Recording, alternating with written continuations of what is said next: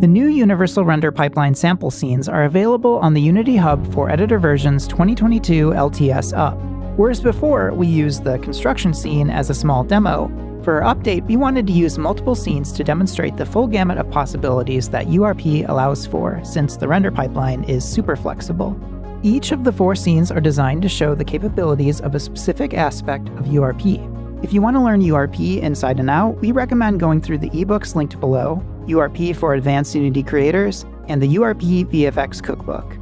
Videos like this one are based on these resources, especially when it comes to just getting started. On that note, at the end of this video, we'll use the Unity Hub to start a new project with these scenes. If you'd like to do that together, I don't want to rush, so we'll switch gears to a more conventional tutorial format. For now, let's move on to an overview of the scenes. First up, the garden. This scene illustrates how efficiently you can scale your content to suit multiple platforms from mobile and console to high-end desktops. It features stylized PBR rendering, customizable vegetation, and the rendering of numerous lights with the new Forward Plus renderer, which surpasses previous light count limits. The Oasis is a demonstration of realism with highly detailed textures, VFX graph effects, speed tree, and a custom water solution. It targets devices that support compute shaders, which leverage the parallel processing of GPUs. The Cockpit scene uses custom lighting shaders created using Shader Graph. This scene is designed for untethered VR devices like Meta's Quest 2 or 3. VR, of course, has a very high pixel count and demanding frame rate. For full scenes, using PBR textures for these devices is not recommended, so the Cockpit scene provides one possible stylized approach. Each scene is linked together by the terminal. The terminal is a hub for the samples with a transition effect from one scene to the next. Check out our YouTube Shorts for a tutorial on how the transition is achieved. URP supports a wide range of hardware, and there are several ways the new sample scenes illustrate how to work with different devices. In the project settings, there are a couple different quality options for mobile and PC. Each uses a different render pipeline asset. URP handles quality through the quality panel in project settings, together with the settings of the render pipeline asset. The garden uses the new Forward Plus renderer. Forward rendering processes and renders each object one by one directly to the screen, the forward buffer. There's no intermediate step or additional buffer like in deferred rendering. Forward rendering has a limit of 9 lights, 1 main and 8 additional. 8 lights might seem like a lot, but if you have a large mesh like a spacious interior or exterior scene like the garden here, you have to split up your meshes in such a way to deal with the per object limit. Forward Plus removes the light limit, and additionally you can blend more than 2 reflection probes. Forward Plus relies on the CPU to do culling operations per frame, so it's not the best option for low-end mobile devices. In that case, you'll want to use deferred rendering. Render features give you a way to add extra passes to a URP renderer, like ambient occlusion for shadowing in areas hidden from ambient light. In the garden, the decal renderer feature is used for the flower petals on the ground. To make a decal, create a material and assign the Shader Graph's decal shader to it.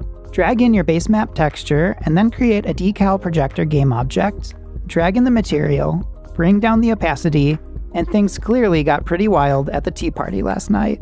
With the debuffer setting, Unity renders decals into the decal buffer, and the content is overlaid on top of opaque objects during the opaque rendering. The surface data property lets you specify which surface properties of decals Unity blends with underlying meshes. Since the technique requires the depth normal prepass, it isn't as efficient on certain GPUs. In screen space, Unity renders decals after the opaque objects using normals that Unity reconstructs. The decals are rendered as meshes on top of the opaque meshes. Screen space is recommended for lower-end mobile, and you can use the automatic setting, which switches depending on the GPU of the device. Since lights with real-time shadows are expensive, they can be faked, and perhaps even made more dramatic through the use of light cookies. For higher-end devices like handheld, PC, console, and high-end mobile, the Oasis features advanced materials with complex shader graphs for the environment. The water shader graph in particular combines probe reflections and ray-marched reflections. Probe reflections for broader environmental reflections like general ambience and distant objects, and ray-marched reflections for detailed view-dependent reflections particularly useful for objects close to the water surface. An incredible aspect of our vision is how our eyes automatically adjust their sensitivity to light when moving between outdoor and indoor environments.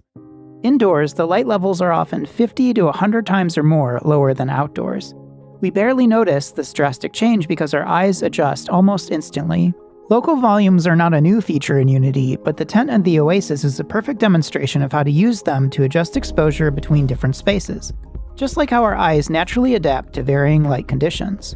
If you're interested in creating custom URP effects, check out the livestream What's New in Unity's Universal Render Pipeline at around the 45-minute mark to see tech artist Jonas give a step-by-step tutorial on how to recreate the Oasis height fog.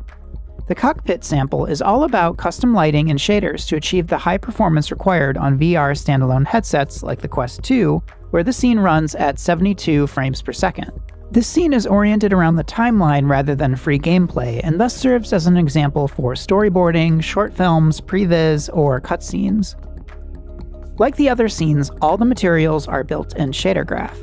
In this case, the materials are built from the unlit shader base and include a toon lighting subgraph as a low-cost stylized lighting solution.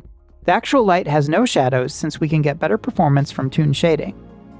In addition to highlighting a multi-scene workflow with creative transitions, the terminal serves as a look dev environment for you to drop in assets and review how things appear. These samples are a living project with more features on the way, so let us know how the scenes are working for you. Alright, let's get a new project started with the sample scenes. In the hub, I'll click New Project. I'm in the latest 2022 LTS version, which is 2022.3.17. I don't see the URP sample scene here, so I'll scroll through the templates and find 3D sample scenes URP, select it, and download the template. I'm calling the project Exploring Sample Scenes, and then I'll deselect connecting this to the Unity Cloud since this project is more for reference and I won't be saving any work. Okay, great. We have our starting tutorial splash screen. Before you enter play mode, I'd recommend you go to the presentation in the tutorials and visit each one of the scenes so that the shaders compile. There's a little note here that it can take a while. When you press play the first time and go into the rooms to go to another scene, there's also shader compilation related to scene transition effects, which can take a while. But after that initial compilation, everything is smooth from there. I hope that helps you get started. If you have any issues, let us know in the comments. Myself or somebody else will try and help you out. All right, take care.